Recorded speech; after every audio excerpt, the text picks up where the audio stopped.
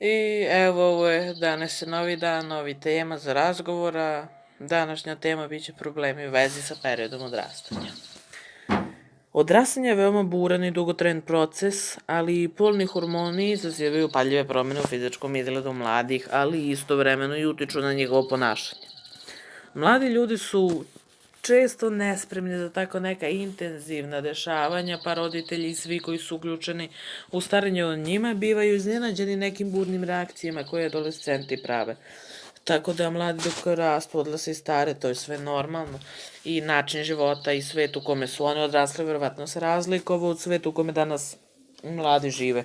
Zbog toga može doći do nerazumevanja između njih i roditelja, i profesora i drugih odraslih osoba u njihovom okruženju, koji su odrasli u nekom tamo drugom vremenu. Ali ne treba da zaborave da ih odrasli vole i žele sve najbolje. Mladi u pubertetu imaju veliku želju da ispolje svoju nezavisnost, da pokažu svoju slobodu i hrabrost, ali nažalost najčešće nisu dovoljno svesni da su ovi uzvišeni ljudski ideali, nezavisnost, sloboda, hrabrost, zaista ideali samog po sve razvijen osjećaj odgovornosti, ali razvijen osjećaj odgovornosti se stiče vremenom. I mladi ljudi nisu još uvek zrele ličnosti, mada bi hteli da postanu što pre. Nezrele ličnosti lako zaboravljaju na odgovornost prema sopstvenom zdravlju i sopstvenoj ličnosti, tako da pojedini među njima pokušaće da imitirajući neke navike odraslih ubrzo, ovaj dugotrajni, često mukotrpan proces, pušenje, upotreba alkohola ili opojnih droga, to je narkomanija, najgori je mogući način na koji mladi pokušavaju da se predstave sebi i drugima kao zrele formirane ličnosti. Ali to upravo znači suprotno, da se uglavnom radi o nezrelim osobama, nesigurnim u sopstvene vrednosti, zbog čega posežu za veštačkom i hemijskom podrškom, stimulacijom u vidu duvana, pića i droge. Ali pored bolesti, zavisnosti ove supstance dovode do mnogih drugih oboljenja. Ajde da se mi sad vratimo na pušenje. Pušenje izaziva zapaljenje suzokože sistema, organa za disanje, bolesti srca i krvnih sudova, maligne tumore, najčešće rakove pluća, rak organa za disanje i organa za varenje. I sve to nosi povećan rizik za nastanak mnogih drugih malignih oboljenja, na primer, evo da je sad za alkoholizam. Alkohol je uzročnik bolesti jetre, raka želuca i sistema organa za varanje, bolesti srca i krvnih sudova, komplikacije sa šećernom bolešću, to je dijabetes, poremećaj polnih funkcija i menstruacija.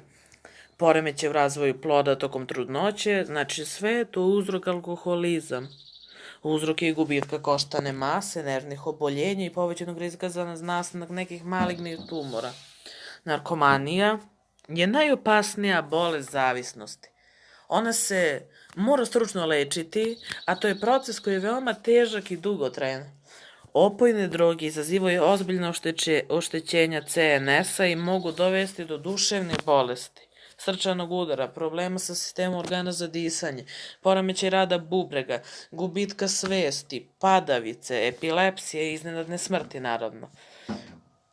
Narkomani koji drogu uzimaju preko injekcija i koriste zajedničke igle često obolevaju od virusnih infekcija koje se prenose putem krvi, side ili upale jetre, hepatitis B. Znači, narkomani najviše umiru od tog nekog predoziranja ili od rakova, side i tako, ali mladi koji počnu sa korišćenjem ovih opasnih supstancija, alkohola ili opojnih droga, veoma često upravo pod njihovim dejstvom postanu skloni prostituciji, nasilju, krađi i drugim oblicima ponašanja, to jest anomalije koje ne smeju dopustiti u jednom određenom društvu. Ovako ponašanje stručno nazivamo delikventnim i ono je kažnjivo u skladu sa zakonom. I to bi bilo to za ovaj video, vidimo se sutra.